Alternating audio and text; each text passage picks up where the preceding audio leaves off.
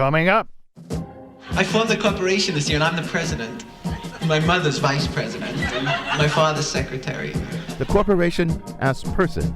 I wanna be a boss, I wanna be a big boss, I wanna boss the world around, I wanna be the biggest boss that ever bossed the world around. What does it even mean to say that corporations are persons? My grandmother's treasurer. My uncle's on the board of directors. We got together the first week and they tried to squeeze me out.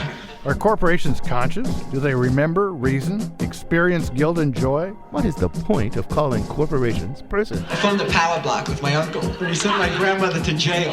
I wanna be a boss, I wanna be a big boss, I wanna boss the world around, I wanna be the biggest boss that ever bossed the world around. Should corporations have the same rights to freedom of speech as real persons do? Our guest is Robert Monks, co-author of Corporate Governance. I wanna do it right, I wanna do it right away, I wanna The do corporation it right now, I as wanna do person. it right away, I Coming wanna up do it now. on Philosophy Talk.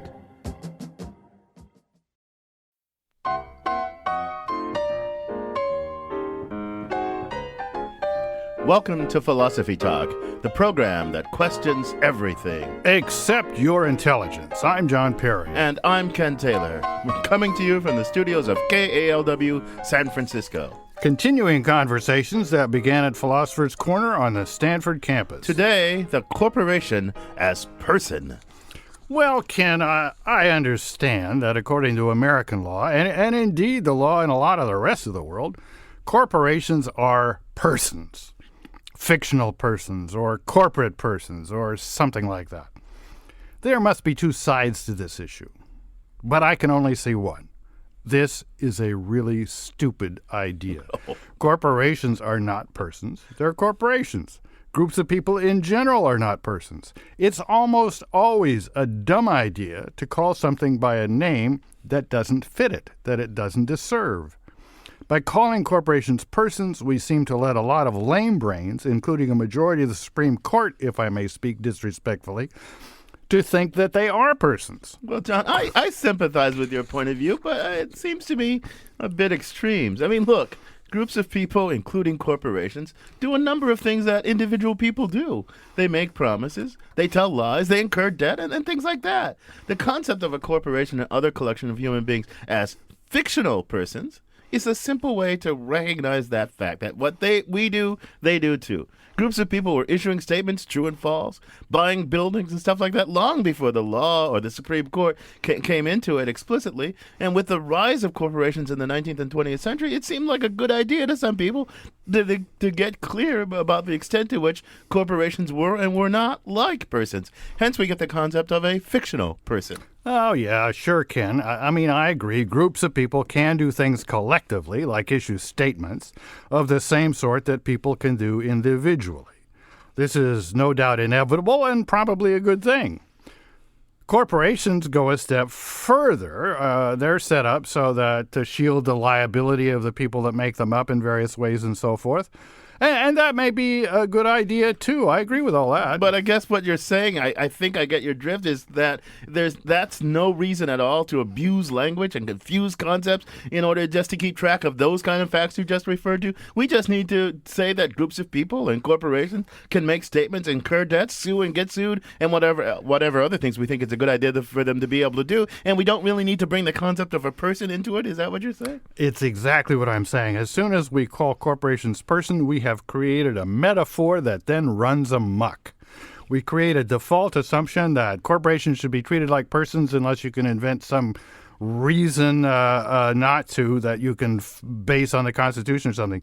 The Constitution, a document written long before corporations were of much importance. Indeed, the corporations that existed then were mostly very irritant entities as far as the Founding Fathers were concerned. The Constitution guarantees rights to persons. Applying the word person to non-persons just confuses things. Well, John, I agree that the phrase corporate person or fictional person or artificial person may not be the linguistically optimal way to handle some certain difficulty. Still, the facts and problems remain however we describe these things. Corporations exist and can do many things that persons can do. And that provides a practical advantage that our country and most countries around the world like to include in the legal structure. So the question still arises, in what way should corporations be treated like persons? And in what way should they be treated as unlike persons? For example, should we put special restrictions on the speech of corporations? That question still comes up. Well, as a philosopher, that is to say, with someone whose historical understanding and legal understanding is no doubt quite flawed, here's how I understand what's happened. Various states have tried to make laws to the effect that say corporations are not allowed to tell lies and may be sued for doing so, or perhaps are not allowed to buy quite as much time for political purposes as individuals could if they had the money. Then the Supreme Court says, oh, no, you can't do that. The 14th Amendment says that all persons throughout a state must have the same rights. You can't distinguish between the free people and the slave people. So an amendment created as part of ending slavery is abused to prevent the individual states from making reasonable differentiations between the rights of people, real people, human beings, and the ways we wish corporations to be allowed to behave. To repeat my profound philosophical analysis, stupid, and more stupid. Well, John, far be it from me to be skeptical about your profound legal, historical, philosophical analyses, but, I would like us to get some expert help with these issues. Well, we do have an expert. We have Robert Monks, who's going to join us in a few minutes. He's the author of a book called Corpocracy, How CEOs and the Business Roundtable Hijacked the World's Greatest Wealth Machine. I think you can suspect which side he's on. Well, you know what? And we also want the help of our audience of non-fictional persons. Join the conversation. 1-800-525-9917. That's 1-800-525-9917. But first, our roving philosophical reporter, Jill Repligal, delves even deeper into the legal history of corporate personhood. She files this report. Everybody makes a mistake once in a while, but I just can't be personally responsible. Well, maybe you better incorporate the store. This is archival footage included in a 2003 documentary called The Corporation. Incorporating would give you the big advantage of what you want right now: limited liability. You start with a group of people who want to invest their money in a company. Then these people apply for a charter as a corporation. Now that corporation operates legally as an individual person. So how can a corporation be a legal person? Well, a corporation can own property, it can borrow money, buy and sell things, it can sue and be sued. Think BP, Toyota, and all those big banks. Corporations are considered artificial persons. But where did that idea come from? Part of it is inheritance from England, and part of it is constitutional. Eric Talley is a law professor at UC Berkeley. It's been a sort of a creeping evolution of what corporate rights and privileges and responsibilities are. First, corporations were guaranteed the practical rights needed to run a business. Then the 14th Amendment to the Constitution came along, and that's when things got complicated. Nor shall any state deprive any person of life, liberty, or property without due process of law, nor deny to any person within its jurisdiction the equal protection of the laws. Now, the 14th Amendment was designed to guarantee equal rights to former slaves, not to corporations. But a series of court cases changed all that.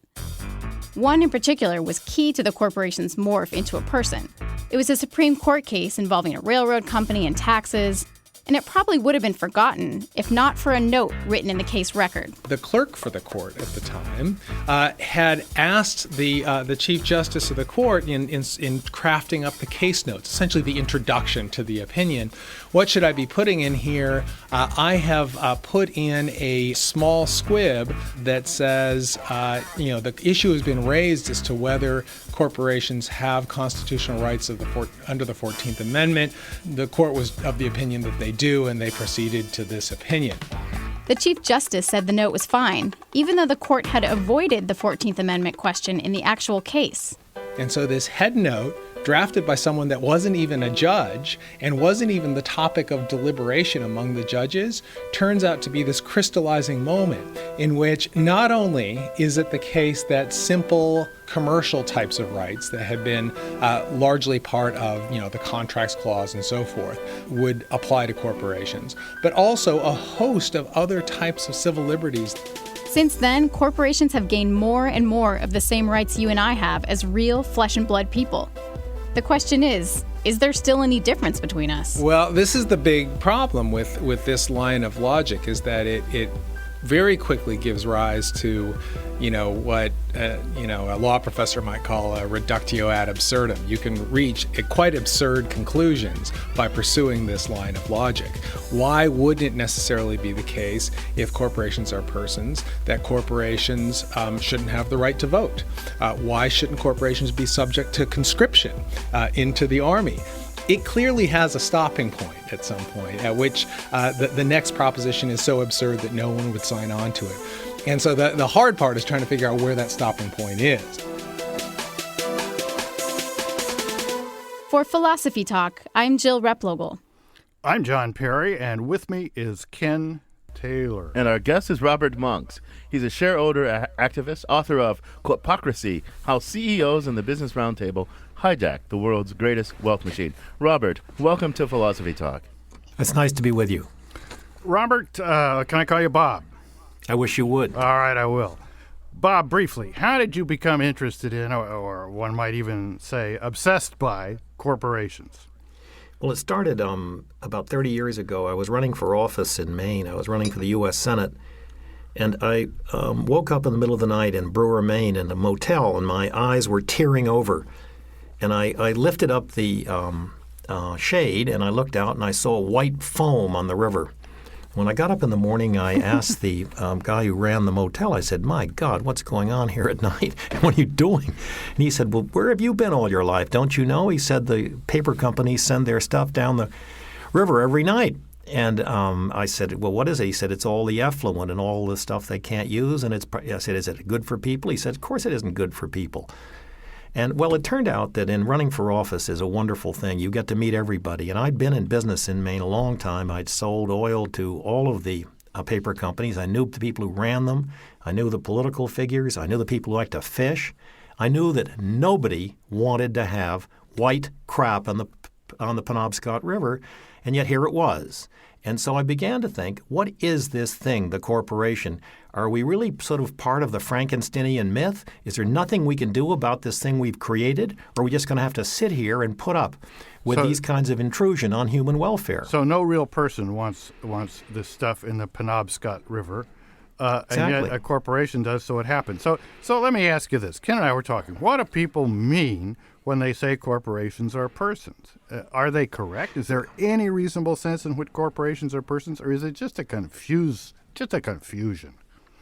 It's a very dangerous misnomer. As I listened to what you were saying earlier, I recommend to everybody that the film, The Corporation. It's a first-class piece of work. The important thing to remember is that a corporation is not a group of people. It's not a bunch of fellows gathered around. It's nothing to do with that. It is a specific creature of statute. Corporations started with Queen Elizabeth I creating the East India Company in 1599, and all the companies that settled the east coast of the United States were corporations. They were created for a specific purpose.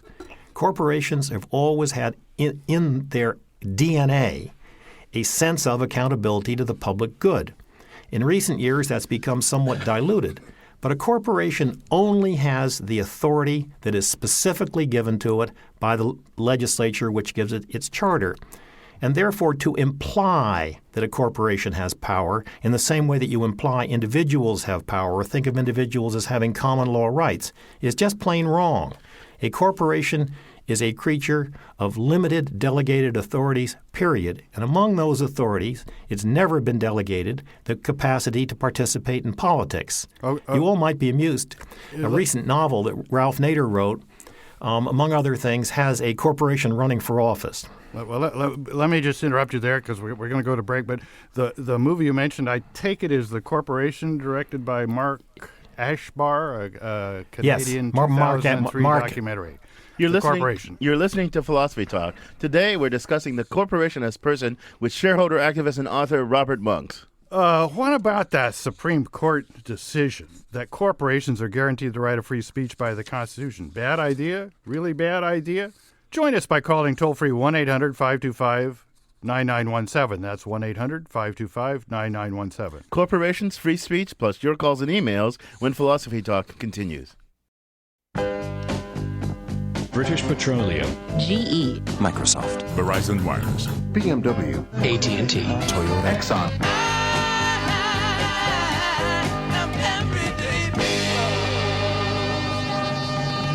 Are corporations really everyday people?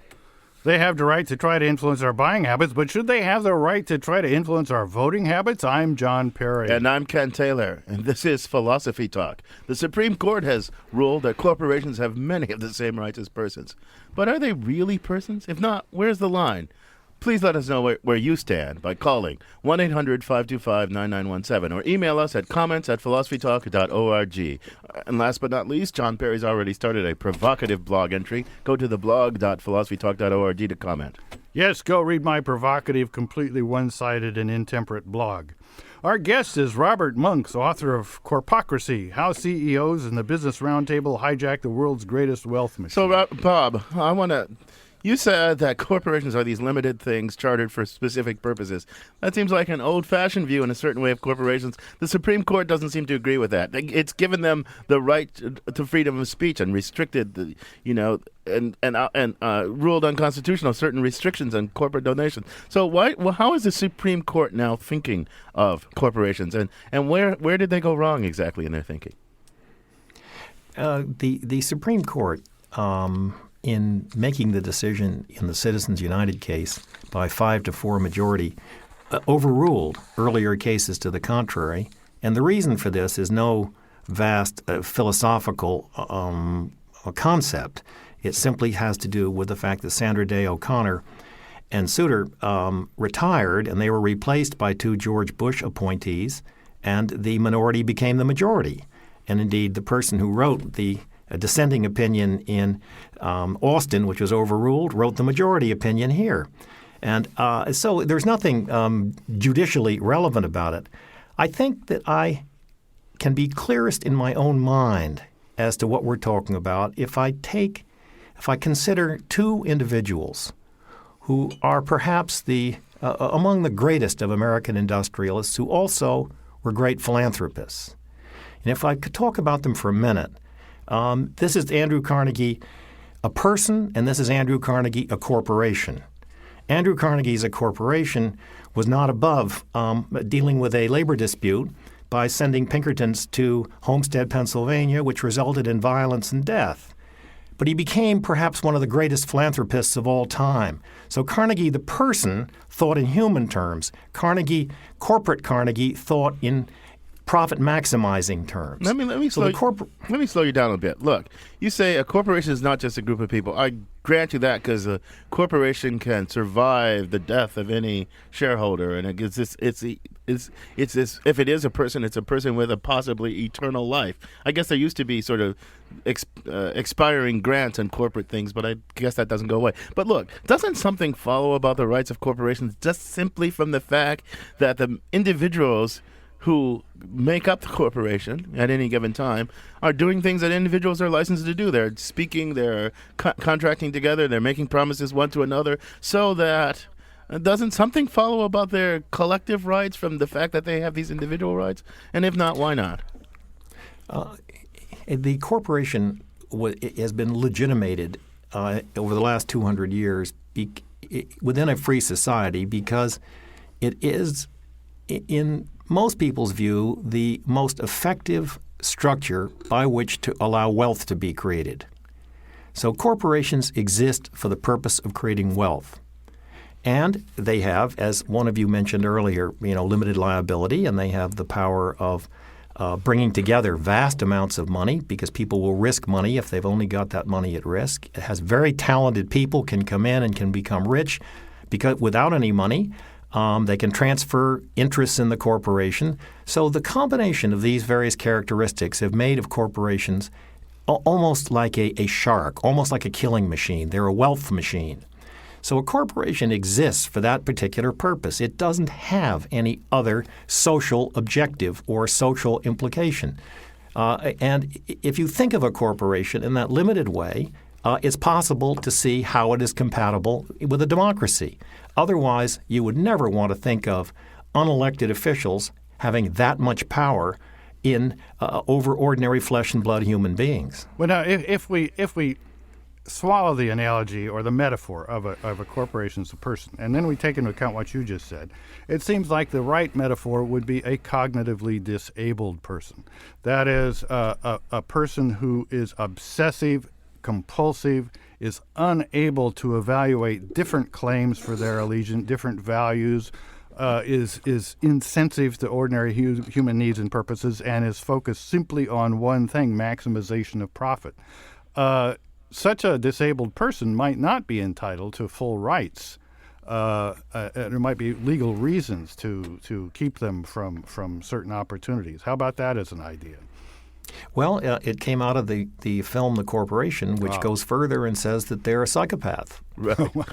Yeah. Well, if you compare them to full person, that certainly seems right. You're listening to Philosophy Talk. We're talking about the corporation as person, and we'd love to have you join this conversation. 1-800-525-9917. That's 1-800-525-9917. And we have Michael from Richmond on the line. Welcome to Philosophy Talk, Michael. Hello. What's your comment or question? I'll have a little thing, and then I'll get to my real comment. I wanted to say corporations without regulations are like muscles without brains, and we need regulation to align their objectives with society's needs. But the main thing I wanted to say is that this is the first time, as far as I know, in human history when the most powerful members of a society have no stake in its long-term survival. I mean, this is in a way worse than feudalism. Even a king that kills off all his serfs starves with them, whereas a corporation just moves to a different country or something like this. And that's unique in my understanding. Thanks for the comment, Michael. So, Bob, do you really believe corporations have no stake in the survival of our body politic and our society? Do you agree with Michael there? I think what Michael is saying is that the corporations have no feelings, and they have a very different life cycle than human beings do, and therefore their perspective is very different. I mean, just among other things, you can't lock up a corporation. I mean, if for example, one thinks that British Petroleum has committed a crime in the Gulf of Mexico, you can't lock up British Petroleum. No way to lock up British Petroleum. And they have no soul to save. So corporations are different than people. I grant you that. But again, I'm going to play at least devil's advocate. I don't know what I really fully believe here. But corporations it's people who hold corporate offices, who sit on corporate boards, who are the shareholders of corporations, and those people are still people. They're still a member. At least some of them are members of our body politic, of our social network. And as people, they don't just turn into profit. I mean, what about that thought that it's the people at the bottom of it? Well, what I was trying to say about Andrew Carnegie a minute ago, and what I would, if we have time, go into Bill Gates, is that these are people with dual personalities. They have a corporate personality as they run corporations and seek profit, and they have a human dimension, which is as they become philanthropists. And the thing you have to recognize is not that Carnegie and Gates are schizophrenic or dual personalities.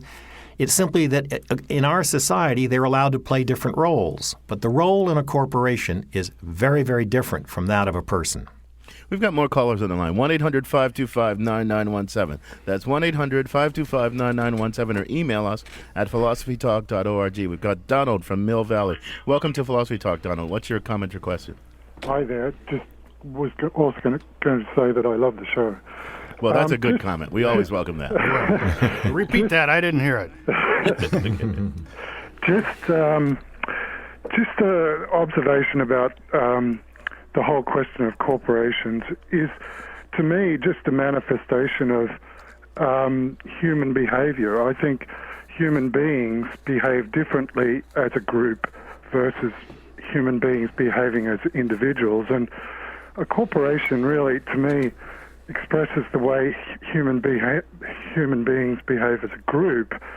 Likewise, a country does things which would be regarded as unacceptable for an individual to do. And I just wanted to make a comment that potentially we're talking about a moral question, and really the individual's morality, I think, as time goes by, should be become the thing that leads us rather than this sort of group morality. So really that's the question. It's, to me, it's a construct, and really if as individuals we can apply our own individual morality to the behavior of our country and corporations. Well, Andrew, solved. Andrew, I think I agree with you. I think you have a profound point. When you take some similarities, like between people and countries, people have interests, countries have interests, and then you lose track of the fact that it's a metaphor. You get these insane things where we used to be told when we were growing up that it was really important that the last person alive be an American. Right, and people, that would be a good idea to destroy the world in a second strike and so forth and so on, because it was in America's interest. There's a certain insanity involved in taking the way of thinking of individuals and applying it to groups, and then a step further to corporations, at least in my humble opinion. So, Bob, what do you think? Well, I think, again, that it's important to understand that corporations' legitimacy in our society is based on the fact that they are wealth-generating machines, period. And we can contain them within our society so long as their activities are strictly limited to that which is involved in generating wealth within the rules. But that's even that is complicated because, advocating for oneself, advocating for political candidates who will favor one's position. Those are things that will contribute to the generation of wealth. I mean, that's what drives all corporate activity. Is they're trying to protect their bottom line, and they do these things because they're trying to protect their bottom line. So I'm not sure quite what that would entail, right? I guess we could regulate them for the public good and the public interest despite their so I'm not quite sure what your approach would entail about how we should approach them. I mean, should they have this right to advocate for themselves in order to, to associate with one another, in order to more efficiently protect what they're entitled to do, is generate wealth? Corporations certainly have the power to speak and politically insofar as it has to do with their own business. But they do not have power to participate as citizens. And the difference is profound, because as long as you understand that a corporation can act in the interest of its shareholders to generate profit, you can understand what it is saying and how it is saying it. But when a corporation becomes involved as a citizen in the setting of general standards for the society, you then are dealing with a place where the difference between a corporation and a person is so important. Yeah, I understand. I understand. Okay. You're making a nice point, but let me press you just a little bit more. Look, if we do regard corporations as persons not only have privileges and immunities, as the Constitution says, they also have responsibilities and duties, and there are things they can't do. I, as a person, can't just dump my waste products in the lake and say, too bad for all you guys. So if we regard corporations as persons, doesn't that empower us to make them behave like, decent citizens? At least? Well, the example you give is a very good one, because in that case, the corporation, much like my paper mill in Maine, can just walk away from it. Because one of the things that is bestowed on corporations is limited liability. Right. And that's part of the genius of the wealth creation. In effect, we made a very complicated deal. We have appealed to the greed aspect of human nature and said, yes, we want to have it because we want to have a wealthy society. How the wealth is distributed is a political question, not a corporate question. And so we will take the risk of allowing selfishness to dominate a large portion of our life and taking the risk that it won't contaminate the decent, citizen-oriented activities of individuals. Right. So you're listening to Philosophy Talk. We're talking about the nature of corporations as persons with Robert Monks, shareholder, activist, and author. We'd love to have you join this conversation, 1-800-525-9917. And we've got Roberta from Oakland on the line. Welcome to Philosophy Talk, Roberta. What's your comment or question? My comment, I guess it is also a question, is if we're giving corporations personhood and they're allowed to contribute to political campaigns, then we're basically giving those people who run them 2 votes. They get to vote in their person self, and then as a corporation, they get to make contributions to influence votes, which we know highly influenced by money. So they're going to be getting 2 opportunities where all its other citizens only get 1. Well, I like the spirit of your question, but of course corporations don't get to vote, and corporations aren't citizens. Now that raises a rather, maybe not very interesting, but to me slightly perplexing problem. What does the Constitution say about freedom of speech? It doesn't restrict it to citizens.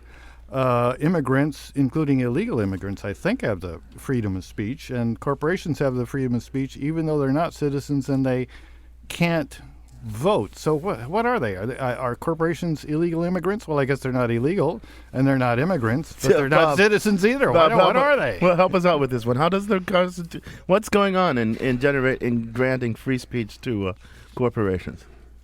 I mean, how's the court thinking about that even? Well, the word thinking connotes a positive process. Well, let me put it a different way. There's this swing voter, Kennedy, who I don't know if he's rational, but he's apparently amenable to argument because he is a swing vote. How did they convince him to go with the 5-4 majority? Well, he was the guy who wrote the dissenting opinion in Austin. He was just waiting for two more guys to get in the court. He didn't have to be persuaded of anything. I see. He just had to be patient. And so he didn't change much of anything from his earlier opinion. So it's kind of sad, really, because the court is not, in this instance, giving access to immutable principles or to constitutional veracity. It is simply giving, weight to the political reality of having 5 people who want to vote one way. That's all. I think there's something in gearing up for this show and reading research. I gather there have been 3 phases of the court's thinking about corporate personhood. One is that they're artificial persons and therefore have limited rights. One is that they're natural persons and therefore have more expansive rights because they're natural outgrowths of people cooperating. And the current thing, according to a law review article I read, is that they just don't have a theory of what kind of persons corporations are, and they just make this on some non-principled grounds. Is that right? Is that the right understanding? Well, the theories that you adduce have to do with the application of corporate governance principles as to how corporations should be accountable within themselves. As far as their legal status goes, it is perfectly clear that a corporation is not the same thing as a flesh and blood human being. Well, that's right. That's obviously true. And we'll have to dig into some consequences of that and whether there's a better way in our next segment. You're listening to Philosophy Talk. We're discussing corporate personhood with author and shareholder activist Robert Monks. We've uncovered some problems with the idea that corporations are persons.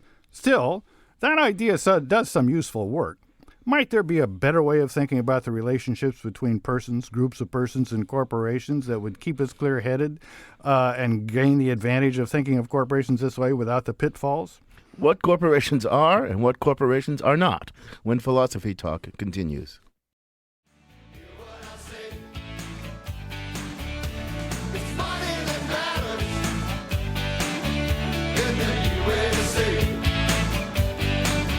If money is truly all that matters in politics, then perhaps we need to rethink our ideas of corporate personhood.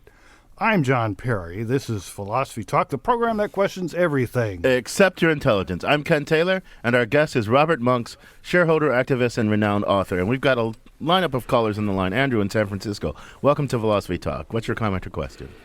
Hi, yes. Basically, first of all, let me preempt it by saying I disagree with the decision for various reasons, but here's my point.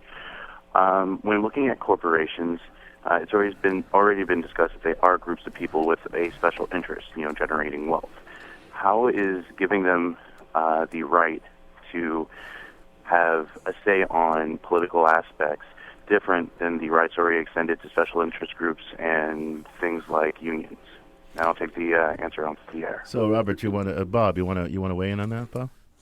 Well, the first sort of distinction with unions, of course, is that in unions there is checkoff, and if you're a shareholder of a corporation, you have no capacity to limit what is being done. And if you're a member of a union, you can just check off and not have your money used for political purposes. I think the thing that can be done better is exactly in the area of ownership. The great problem of the huge corporation is that if you have 1 million owners, you have no owners. And so the sense of the corporation being accountable to anybody has been obscured because the owners have been so mooted. And what needs to happen in order to be able to have the legitimate development of wealth at the same time as accountability in a free society is that the owners of corporations have to assert themselves so as to require that they be run more substantially in the public good. Well, the owners of corporations, those are the shareholders in some sense. But perhaps the problem, we've done shows about this kind of issue before, and once we had the suggestion that we need to move from a holder model to a stakeholder model of how to regulate corporations. And the stakeholders in this corporation go beyond the shareholders, the people affected by their actions, their customers, all kinds of people have a stake in what a corporation does. Do you think that would be the right thing, to think of not the owners of the corporation as the shareholders, but anybody who has a stake in the activities of a corporation? I have no particular brief for shareholders. The problem is different. The problem is a practical one. I spent 30 years trying to get owners to act collectively. Now, the collective action problem is extremely difficult. Somebody with a fractional interest has to take all the chance, spend all the money, and if they win, they only get a percentage of the recovery and everybody else gets a free ride. So that makes it very hard to get even shareholders to do anything. If you want to get customers to do something, you want to get people, employees to do anything, they have to take all the risk, and they only get a pro rata share of the return. So it's a loser's game. The only people who got a chance are the shareholders. And the only reason the shareholders have a chance is that in the last 20 years, ownership has been consolidated into a trust form. So there are trusts for the benefit of the teachers of California. There are trusts for the benefit of the public employees of California. And the result is that you have some consolidated ownership, and therefore the collective action problems are minimized. So there isn't any – a well-run corporation is very concerned with its stakeholders. Let me back up a minute about something we've been kind of taking for granted. I mean, and that's that the purpose of a corporation is the creation of wealth. Now, there's all kinds of corporations. I think Stanford is a corporation. I suppose KALW is a corporation. But the goal of Stanford, I mean, it has a mission that isn't just the creation of wealth, or really doesn't involve the creation of wealth. It involves the education of future wealthy people. Yeah, education of students. KALW is a public radio station. I don't know if it's I guess it's probably not incorporated because it belongs to the Unified School District. But you can imagine a radio station who's had a mission as part of its corporate charter that wasn't the creation of wealth. And my understanding historically is originally when corporations were allowed to come into existence, in exchange for this limited liability that the organizers of the corporation got, they usually had this have some beneficial mission. What was that part of corporate history that we've forgotten about, we've lost track of, except for these kind of special cases? And could that be a basis for differentiating among the kinds of corporations that should be allowed to have free speech? Endless confusion is possible. There is such a thing as nonprofit corporations. There's such a thing as charitable corporations. We've been talking for the balance of the show about profit-seeking corporations, which are the preponderant one. Yes, there always was. I mean, in the 19th century, they were limited to purpose. They were limited to an amount of money they could have. They were limited to the amount of time they could exist. But gradually, our federalist system has driven all those standards in a race to the bottom, as everybody wanted to be able to charter corporations. So they said, well, how do you get corporations to charter in your state? By having the least intrusive requirements.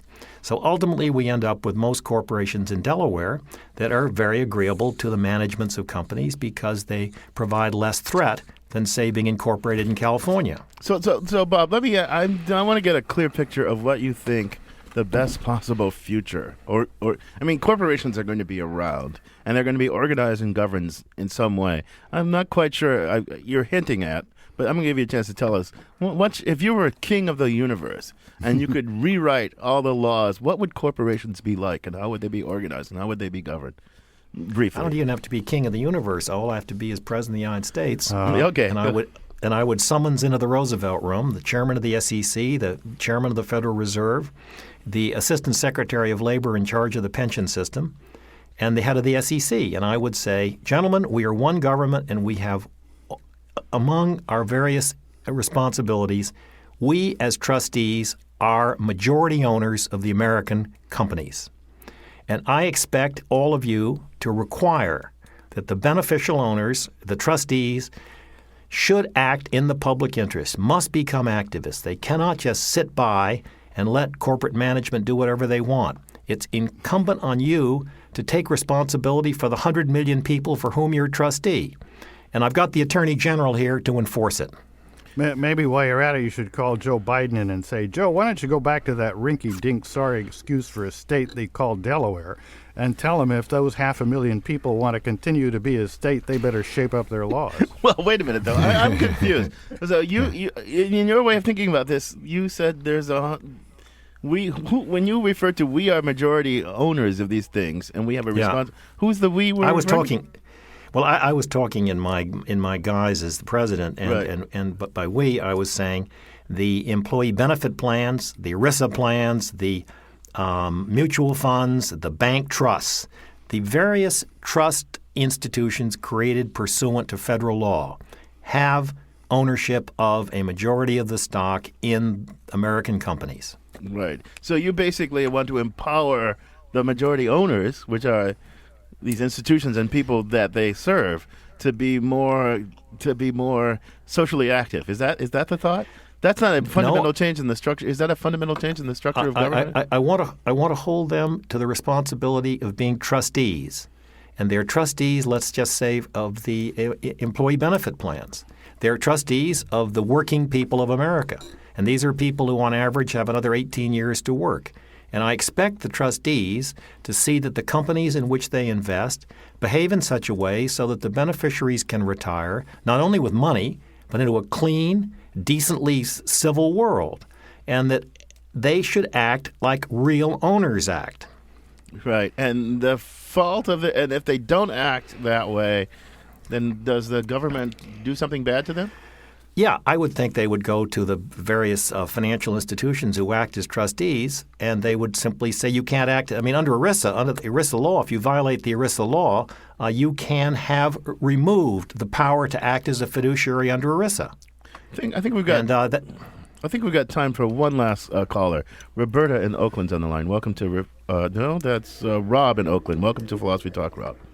Hi, thank you for taking my call. I'll take my answer off the air. My question is, I guess with respect to the recent Supreme Court decision, and also, of course, freedom of speech, and also maybe freedom of the press, what do you guys think of the rights of a corporation such as the New York Times or maybe the editorial board of the New York Times? I'll take my question off the air. Thank you very much. Thanks for the question. So what do you think of that, Bob? Do the media organizations like that, they have different kinds of rights than GM or BP, right? Well, the principle is the same. They have the rights of speech as it relates to their business, and their business is the business of gathering news and speaking out and having an opinion, and so they have the rights to speak out and have opinions. So what if a big multinational corporation, though, that's not in the news business also owns the New York Times or CBS News or something like that? Yeah, right. What happens then? Like Murdoch. Well, you have just created a fine line of work for the next generation of lawyers, but because lawyers are capable of making the distinction between subsidiary and parent companies, and they do it all the time. And the answer is the subsidiary company would continue to have those rights, but they do not transfer to the parent company.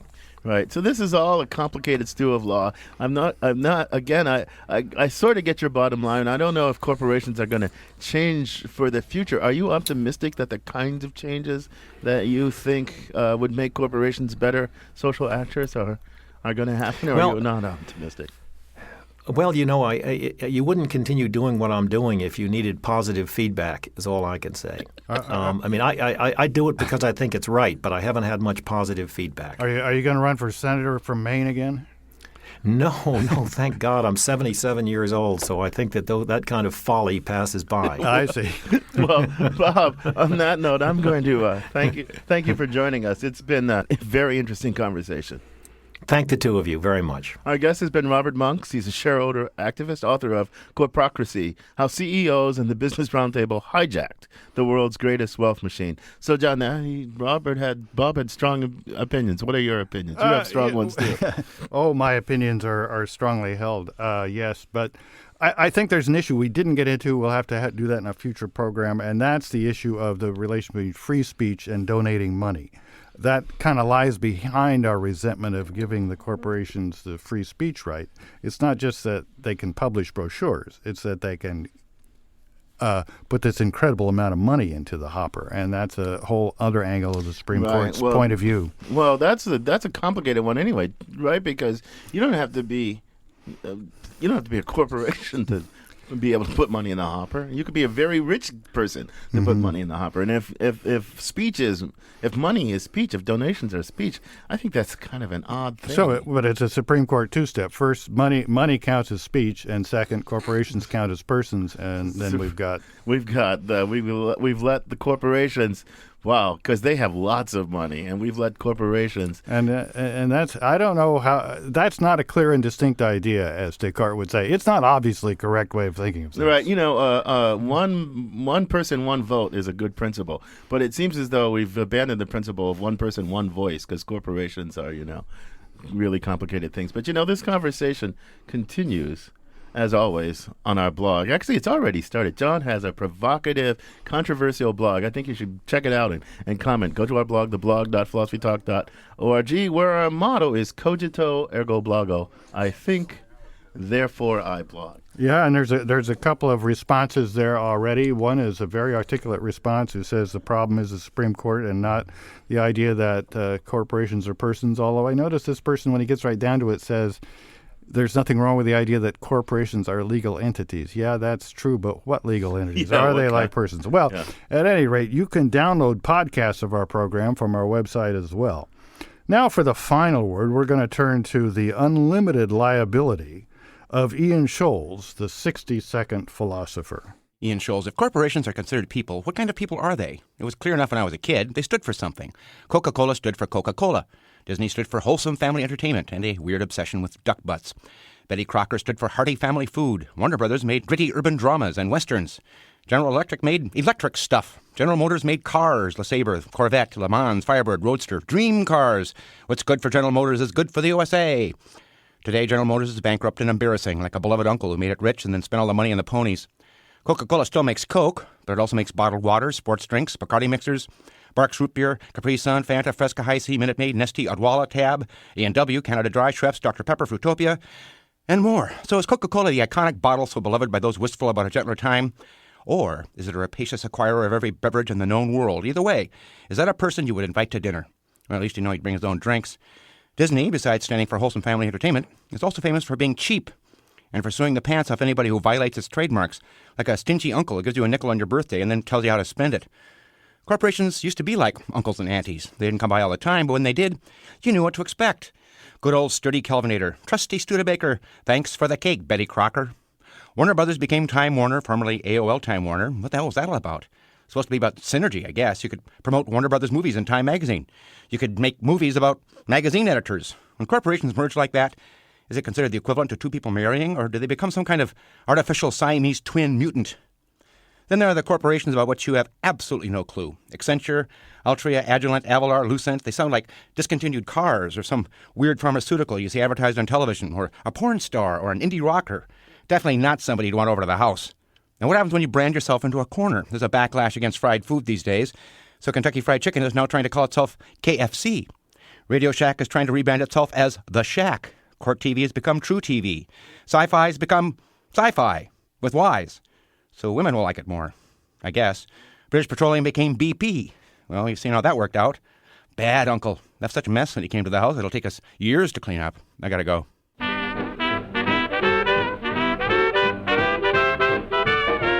Ian Scholes, the only man who can solve a philosophical problem in 60 seconds. Philosophy Talk is a presentation of Ben Manila Productions and the trustees of Leland Stanford Junior University, copyright 2010. Our executive producer is David Demarest. Our production coordinator is Devin Strolovich. Our directors of research are Daniel Elstein and Ben Hirsch. Lael Weiss is our webmaster. Also thanks to Chris Hoff, Merle Kessler, Corey Goldman, and Mark Stone. Support for Philosophy Talk comes from various groups at Stanford University, the Friends of Philosophy Talk, and the members of KALW San Francisco, where our program originates. The views expressed or misexpressed on this program do not necessarily represent the opinions of Stanford University or of our other funders. The conversation continues on our website, philosophytalk.org. I'm John Perry. And I'm Ken Taylor. Thank you for listening. And thank you for thinking.